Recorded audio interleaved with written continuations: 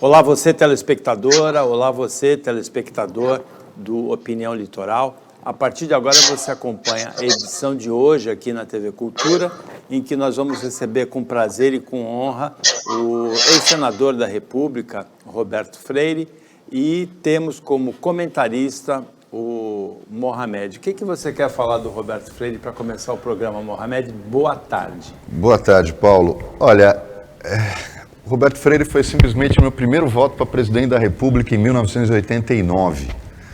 É um homem que eu sempre admirei pela ética, honradez, dignidade, a forma como ele mostra que dá para fazer política sem botar o pé na lama. E tem uma coisa curiosa, eu vou começar perguntando para o Roberto Freire uma coisa que eu acho que para ele deve ser muito triste constatar hoje. Senador, em 1989, o senhor era candidato ao lado de Mário Covas, Leonel Brizola, o próprio Lula. Depois disso, nós tivemos o Fernando Henrique, nós tivemos Zé Serra como candidato, o Ciro Gomes como candidato.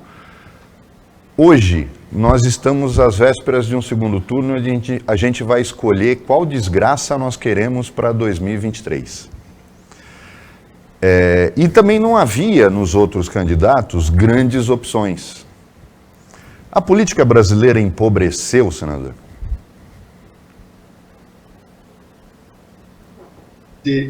Muito obrigado aí pelas suas palavras generosas, e dizer a você que me sinto muito sensibilizado. Mas, olha, eu sou otimista.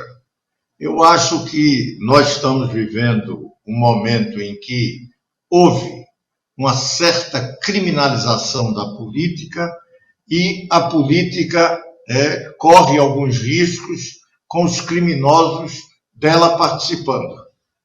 Nós estamos vivendo agora, e isso na Câmara de Vereadores, Brasil afora, nós estamos vendo uma certa participação de setores organizados, mas organizados não pela luta do bem comum, mas organizados para o crime. Isso nós estamos assistindo, milicianos, traficantes, isso com presença muito ativa. Essa última eleição mostrou isso, porque também começaram a sair das câmaras municipais e começam a ter ascendência a nível até federal. Se fala muito, inclusive, em relação ao governo do senhor Jair Bolsonaro, que o clã tem relações estreitas com milicianos no Rio de Janeiro. Então, isso é tremendamente preocupante. Mas também temos, e aí vem o meu otimismo, um surgimento de uma nova geração que aponta para novos caminhos. Nós podemos dizer que surgiram alguns candidatos que representam bem isso, e alguns foram eleitos já como senadores. Eu cito um, porque lá do Nordeste é um senador que, não tenha dúvida, apesar de estar num partido que não é o nosso, no caso lá do Ceará, o Camilo Santana, que foi governador, é talvez uma liderança emergente. Mas falo daqueles bem mais próximos a nós, emergentes como a provável governadora de Pernambuco, a Raquel Lira, o Eduardo Leite, governador do Rio Grande do Sul, que pode vir a ser eleito, e são vários outros. Citando esses dois, eu tenho vários, infelizmente alguns até não se elegeram. Daniel Coelho, que conheço muito lá de Pernambuco, uma grande liderança. Existem vários jovens e essa juventude nos faz otimistas. O Brasil vai superar essa fase, porque até é uma fase que não é apenas vivida pelo Brasil. Nós estamos vivendo um certo ressurgir de um anacronismo político muito vinculado a ideias do passado que trazem até, por exemplo, aquilo que é um dos mais preocupantes fatores que surgem no Brasil, que é essa questão religiosa. A religião passa a ter um papel tão importante na política e sabemos todos nós que isso é perigosíssimo. Não existe Estado Islâmico porque é um acaso que caiu lá no mundo árabe. Não, isso é fruto da presença de um governo teocrático, da religião como um centro de discussão política. E a religião é uma questão privada, é algo que cada pessoa tem para si, junto à sua família, e expressa isso nas igrejas. E o Brasil, como uma república laica, tem isso com muita clareza.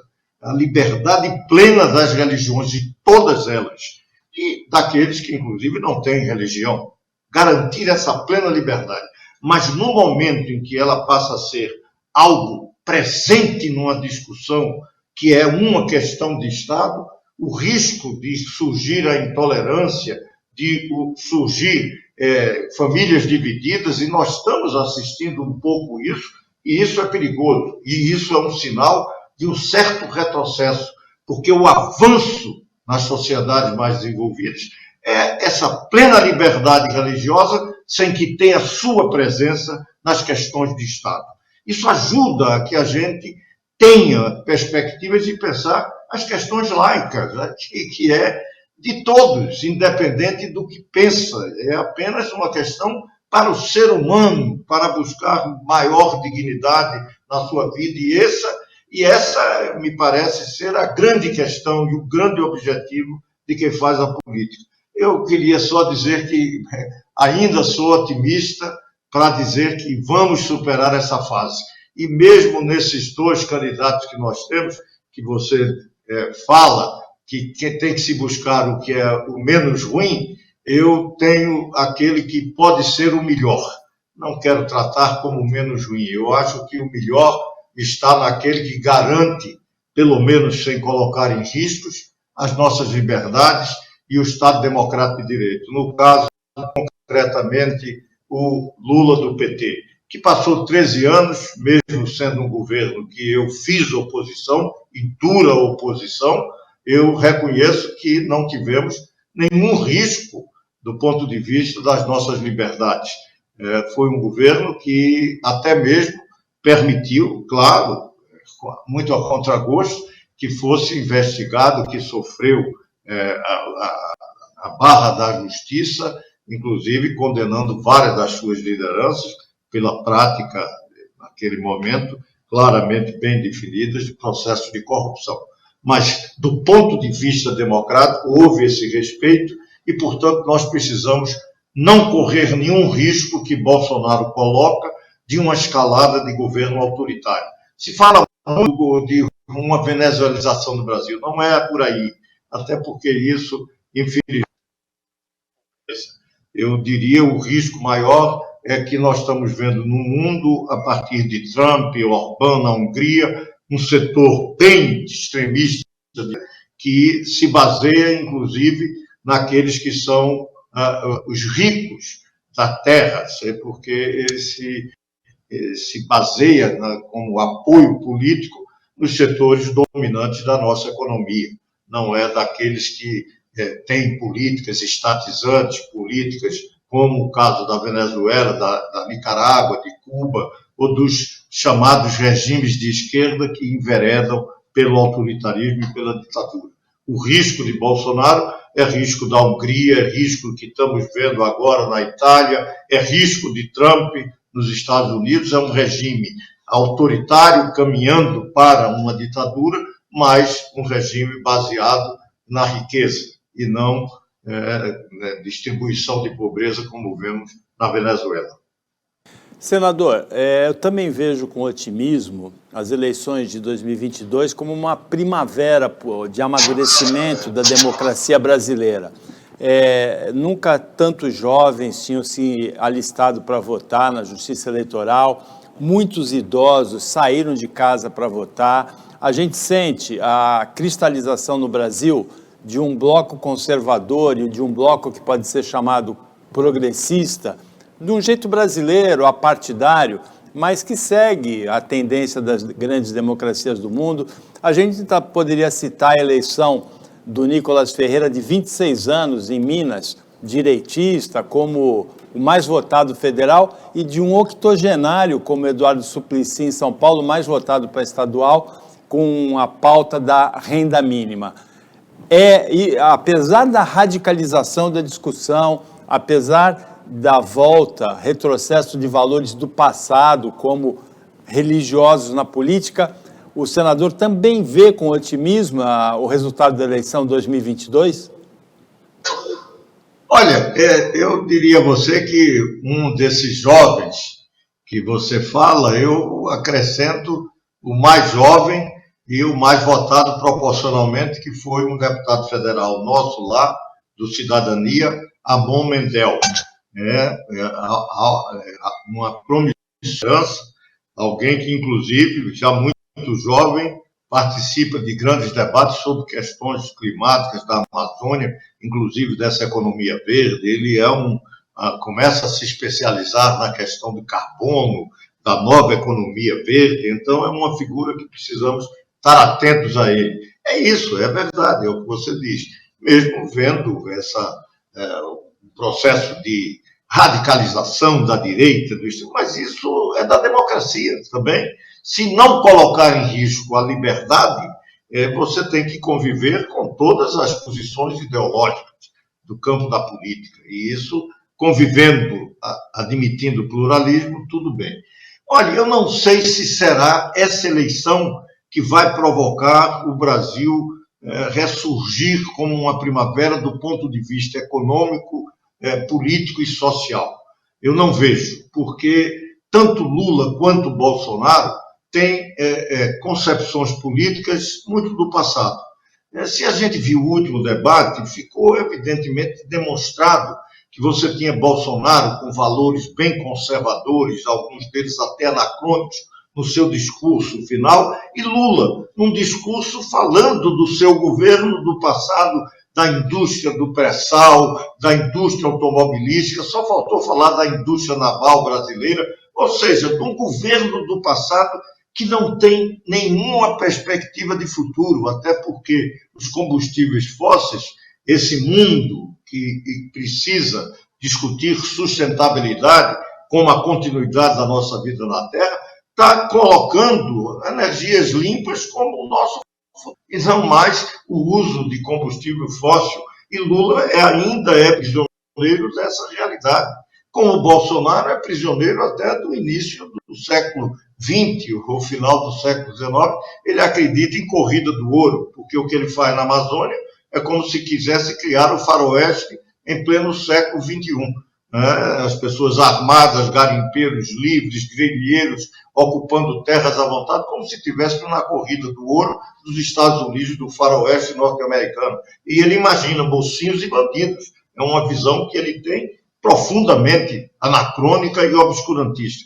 Veja o seu papel na pandemia. Ali ficou demonstrado o atraso que ele significa. E ali pagando com vidas de brasileiros, com sua visão negacionista, inclusive da ciência. Mas tudo isso é algo que as sociedades vivem, e estamos experimentando um pouco isso nessa quadra histórica. Na Europa, a extrema-direita tem aquilo que é algo tremendamente preocupante, porque é um reviver do racismo, da raça pura, é uma luta contra os refugiados, é uma luta de afirmação dos europeus, a pátria europeia, quando a União Europeia é exatamente a superação desses nacionalismos, de uma junção de um continente que teve 2 guerras mundiais no seu seio. Portanto, a União Europeia, nós temos visão desse mundo globalizado, dessa nova economia, como futuro. Infelizmente, o Brasil, nessa campanha e nesse momento, isso está sendo obscurecido, até porque nós estamos decidindo aí entre duas pessoas que são prisioneiras do século passado, da Guerra Fria até porque, veja uma coisa interessante, ambos os candidatos apoiam ou apoiaram a agressão que Putin, um fascista, fez num Estado soberano como a Ucrânia. Em nome de querer combater a OTAN, fez exatamente o fortalecimento da OTAN. Mas tudo isso está aí e sendo discutido por esse mundo cada vez mais integrado. Mas eu concordo com você, essa nova geração, e eu tinha dito um pouco isso, nos dá, de qualquer forma, um certo otimismo de que, apesar de todos esses problemas, nós vamos caminhar e avançar. O Opinião Litoral volta depois do intervalo, bem rapidinho.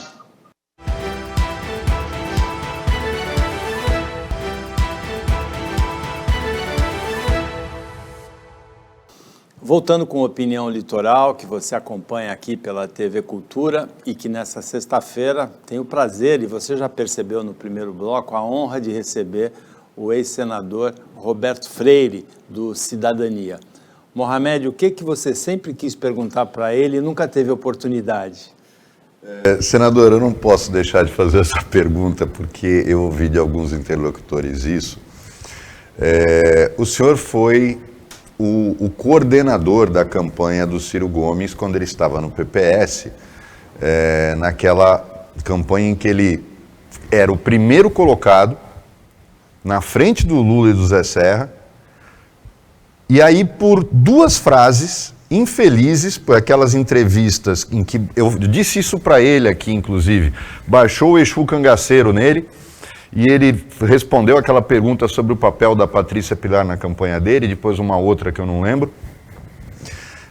E me disseram que a sua observação final da campanha foi: o Ciro é incontrolável. Por que a gente perde, às vezes, grandes lideranças políticas para essa incapacidade de autocontrole?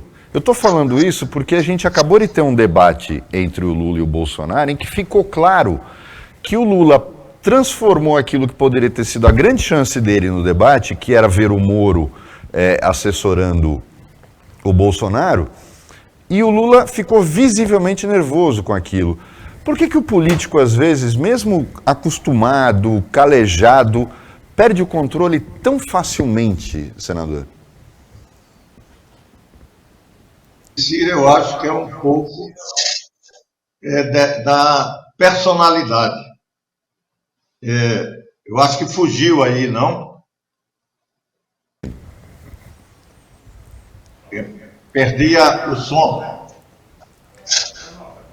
Pode falar que a gente... A gente está ouvindo. Então tá, então tudo bem. Olha, não, o problema de Ciro é um pouco da personalidade dele. Ele é uma pessoa que não tem muito equilíbrio emocional. Na campanha isso ficou evidente quando os jornalistas, até eu diria que por algumas boas ideias que ele tinha, mas isso criava alguns problemas, quando ele falava sobre a dívida interna brasileira e propostas, e o setor financeiro não concordava, alguns economistas viam aquilo como algo meio perigoso, mas ele como inteligente, ele explicava, mas isso gerava muita contradição.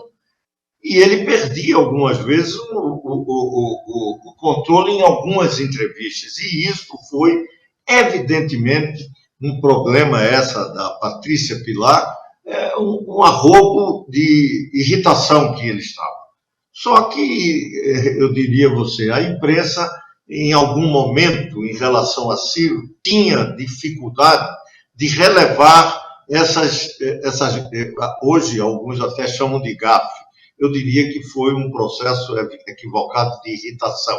Mas outros candidatos disseram coisas mais ou menos assemelhadas, algumas frases machistas, e a dele, evidentemente, era contraditória com o papel, inclusive, que a Patrícia Pilar tinha naquela campanha, que era uma das grandes, como chama-se, um cabo eleitoral, né?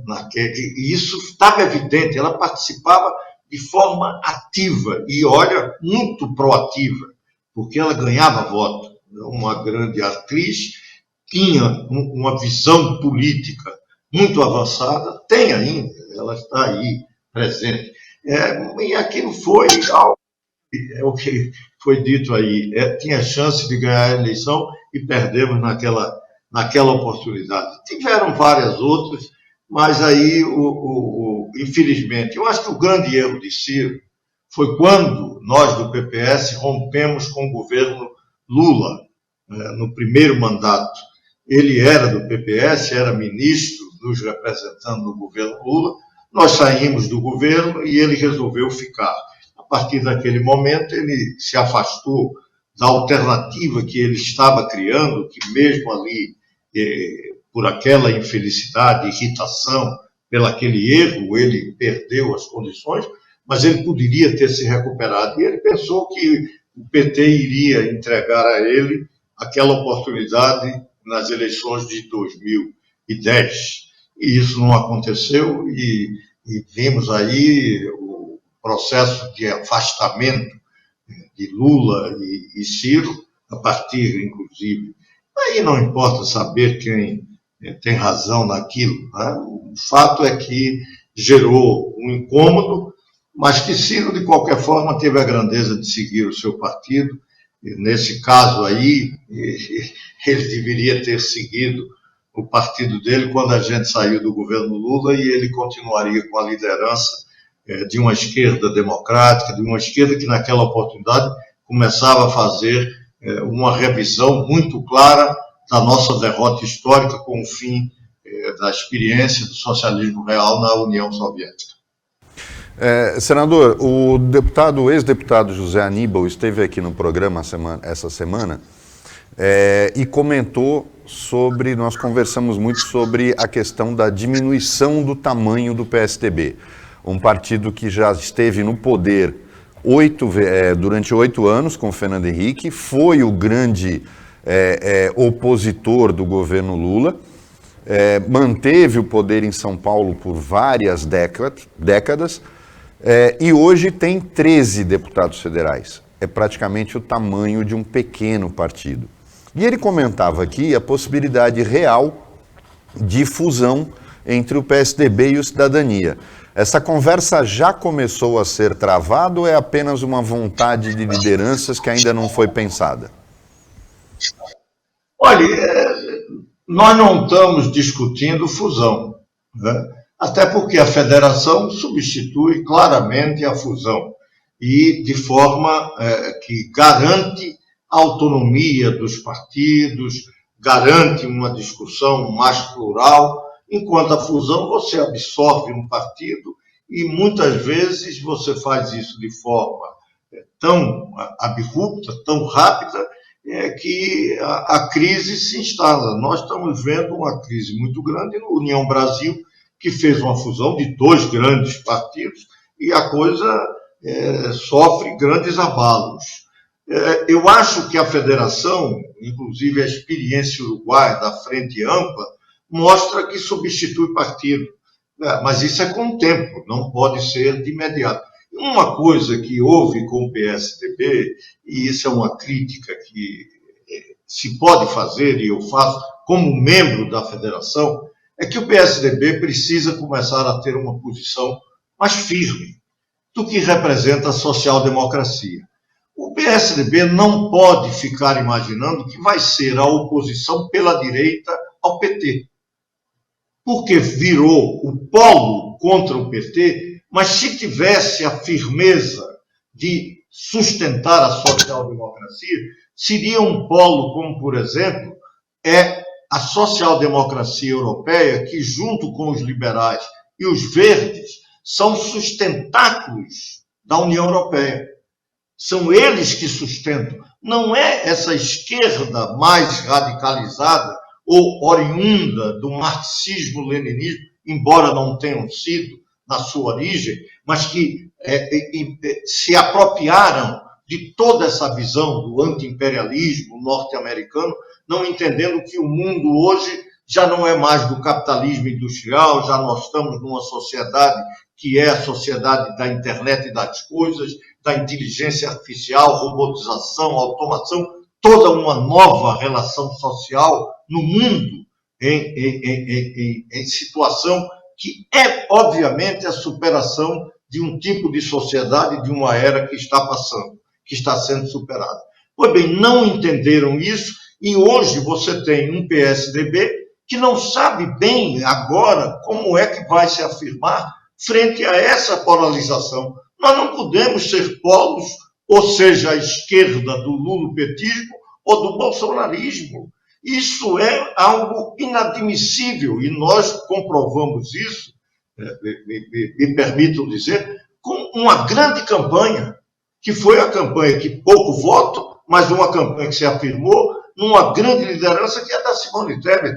E foi o quê? Se não uma afirmação de um projeto e um programa de Brasil para o futuro, que concentrava forças como nós, da social-democracia, claramente, de antigos militantes do Partido Comunista, como nós, que tem liberais no Cidadania, que tenta entender esse novo mundo e que o PSDB se reafirma e refunda sua social-democracia, pode ser que crie novamente na sociedade um centro democrático ou uma frente democrática que traga a centro-esquerda até os liberais e que se afirme como alternativa à extrema-direita bolsonarista e ao lulopetismo. Se não for isso, não tem como subsistir. E parece que o PSDB, que sofreu uma derrota, e nós junto com ela, mas isso sofreram todos que não estavam nessa polarização. E o sistema presidencialista exige que ou você sobrevive como algo bem afirmativo, ou não vai sobreviver se ficar pensando que pode ser de um lado ou do outro. Se ficar assim, é evidente que vai desaparecer. Um sistema presidencialista não permite a existência de um partido que não tenha posição, que pode ser bolsonarista ou que pode ser de direita ou de esquerda, ou tem que ser a sua percepção de que qual o papel na sociedade. E a esquerda no mundo, depois do fim da experiência do socialismo real, nessa nova sociedade, nessa nova economia, não pode continuar com os mesmos paradigmas de estatização, economia estatizada, e tem mais, mundo do trabalho, da CLT. O mundo do trabalho é outro, as relações sociais são outras, não é mais do chão de fábrica, nós já não temos mais a indústria com massas operárias, a indústria já é da automação, da robotização, já é feita pela internet das coisas, não é mais a inteligência artificial está substituindo o trabalho humano. Então, é uma outra sociedade e exige um outro pensamento daqueles que vieram da esquerda. Um dos riscos que corre o lulopetismo e corre a esquerda latino-americana é que daqui a pouco virem ludistas da Revolução Industrial contra o processo de automação das relações na sociedade e pensando que, por exemplo, a uberização você tem que aplicar o que está na CLT. Por favor, CLT era um código, uma consolidação de leis de um sistema de trabalho que era de uma classe operária e de um capital fixo da sociedade industrial. Por favor, não tem mais nada a ver com as novas relações de trabalho que estão nesse novo mundo. As pessoas já trabalham em casa, trabalham no Brasil para a empresa da Índia, da China, dos Estados Unidos e vice-versa. Como é que nós vamos agora ficar pensando que aqueles códigos que tratavam da economia, da grande setor industrial, dessa velha indústria automobilística que tivemos no ABC de São Paulo, vai continuar? Não, isso não tem futuro. Isso está num processo de superação. Ou não estamos percebendo isso? E temos que nos preparar para isso. O problema do PSDB é que não sabe que espaço ocupar. E era necessário que Zé Aníbal, que tem posição bem definida como social-democrata, e tantos outros que estão lá, entendam que temos essa oportunidade. Mas temos a oportunidade tendo firmeza de nos confundirmos com o bolsonarismo. Em hipótese alguma, não pode o PSDB ficar confuso. Não pode ser e transformar-se num MDB que hoje eu vi o Rio Grande do Sul, alguns setores históricos do MDB apoiando Bolsonaro. Isso vai contra a nossa história. Bolsonaro apoiava torturadores, apoiava a ditadura, e o MDB tem na sua tradição, na sua história, exatamente combater esses ditadores, a ditadura militar, que é isso? É esquecer a nossa história? Então, nesse sentido, nesse momento, cabe estar junto, apoiando o PT para garantir a democracia, mas, ao mesmo tempo, construir essa alternativa que começamos a construir agora. E Simone Tebet é uma liderança nesse sentido, como o Eduardo Leite no Rio Grande do Sul, Raquel Lira em Pernambuco e tantos outros que surgiram aí. Então, temos que construir agora. Não podemos fazer isso se ficarmos imaginando que por uma derrota que aconteceu, nós vamos estar perdidos, não sabemos para onde ir. Por favor, nós tivemos tantos anos lutando contra a ditadura, tempos muito mais difíceis, e nós soubemos resistir e derrotamos a ditadura. Portanto, temos que ter essa capacidade. E olha, eu sou um homem de 80 anos, não tem muito o que ver, mas enquanto eu estiver aqui, eu estou imaginando construir, porque eu quero que meus filhos e meus netos tenham um Brasil melhor. Não tenha dúvida que eu não vou capitular. E eu faço isso, aproveitando o meu amigo Zé Aníbal, de dizer, nós precisamos mantermos nesta federação, construir esta federação, entender que temos um papel que não significa rendermos, nem seja essa esquerda que eu considero que está prisioneira de um certo passado, que precisa superar, e, ao mesmo tempo, nunca junto de quem flerta com fascismo. Não podemos ter nenhuma postura junto ao bolsonarismo. Isso, evidentemente, é algo desumano. E isso a pandemia comprovou. É uma visão atrasada, é uma visão que é nitidamente contra o humanismo. O Opinião Litoral volta depois do intervalo, é rapidinho.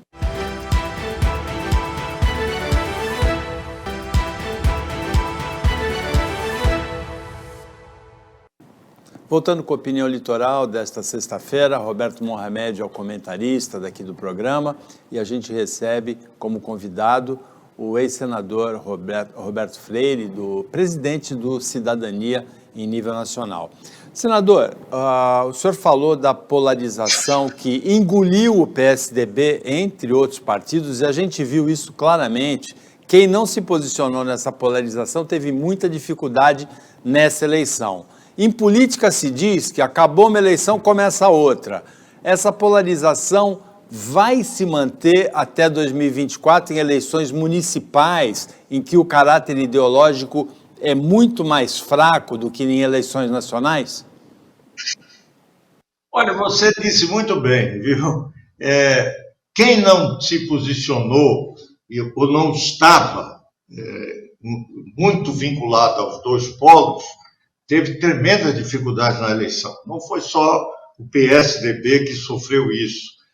Quem estava próximo, por exemplo, na órbita do PT, mas não diretamente vinculado, como, por exemplo, o PSB, também sofreu uma grande perda nesta eleição. PDT a mesma coisa com Ciro, PSDB já vimos, que se salvou um pouco, né, talvez pela sua capilaridade, foi o MDB. Mas assim, de qualquer forma, sentar, podia estar vinculado de um lado ou do outro, no Nordeste mais a Lula, teve regionais que ficaram diretamente vinculados a Lula, no sul do país mais vinculado ao bolsonarismo, e essa coisa no presidencialismo tende a acabar. Isso pode ter, mas serão enclaves e residuais. E nós estamos caminhando, porque isso é um processo, a partir da reforma política, do fim da coligação e da cláusula de desempenho, para a construção daquilo que é próprio do sistema presidencialista, a existência de grandes partidos que disputam a presidência e só assim dão governabilidade. No parlamentarismo, você pode ter até uma centena de partidos, mas eles sabem que se não estiverem dentro de uma unidade programática, cai governo. Não ficam no governo. No presidencialismo ficam. E ficam, evidentemente, complicando processos, tornando mais complexa o executivo governar, porque tem que fazer articulações com uma quantidade imensa de partidos. E isto, no sistema presidencialista, tende, e no Brasil isso já estamos assistindo claramente, a reduzir o número de partidos no parlamento. Então é necessário que o partido tenha um espaço na sociedade com firmeza, apontando caminhos, tendo uma visão de mundo muito óbvia e evidente para que a sociedade se identifique com essa força política, ou ela vai ser, evidentemente, pulverizada e vai para aquilo que tem alternativa. E aí você vê que é necessário encerrar uma campanha e saber desta campanha o que tirou de continuidade, o que é que tem que ser avaliado, o que é caminho que não se deve continuar tendo e como construir esse futuro, essa alternativa. Eu acho que a gente saiu dessa campanha e esse segundo turno está demonstrando com uma grande liderança nacional. A Simone Tebet está aí como uma grande aliança que o candidato Lula está tendo nesse segundo turno. E que bom que nós estamos aí feito por uma opção.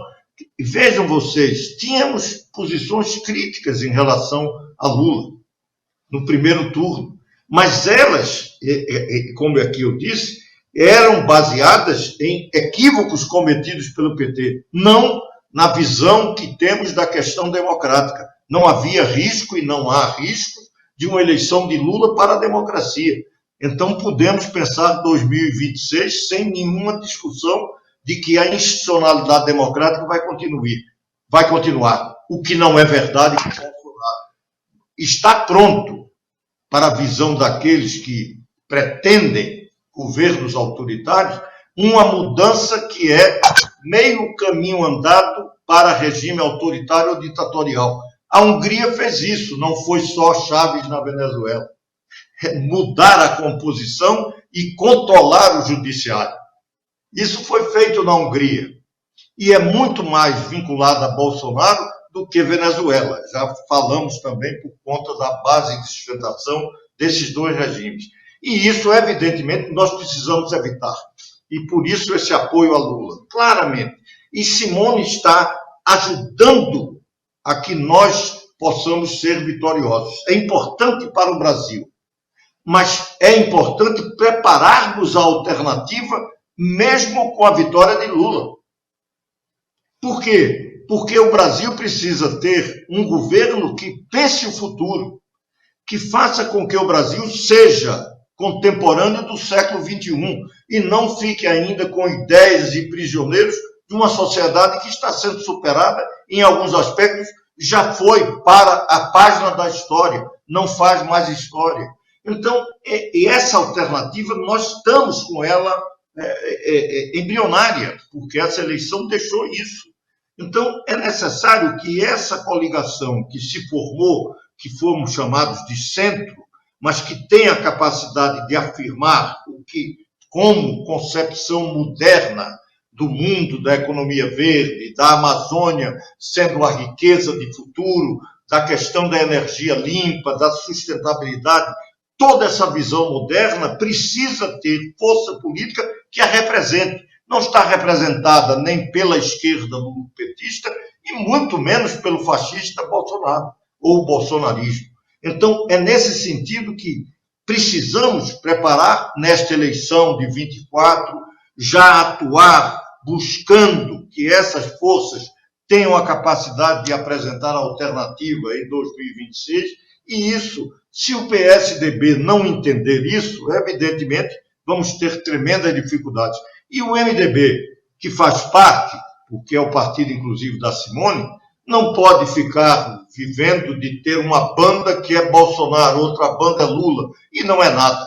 Não pode ficar assim. Nós precisamos ter clareza do que é que nós queremos para o país. Temos um bom programa, precisamos trabalhar politicamente para isso. E as eleições de 24, as eleições municipais, é um bom momento para dar capilaridade aos partidos que já têm capilaridade, embora tenham sido derrotados nessa eleição agora de 22 para o Parlamento Federal e parlamentos estaduais.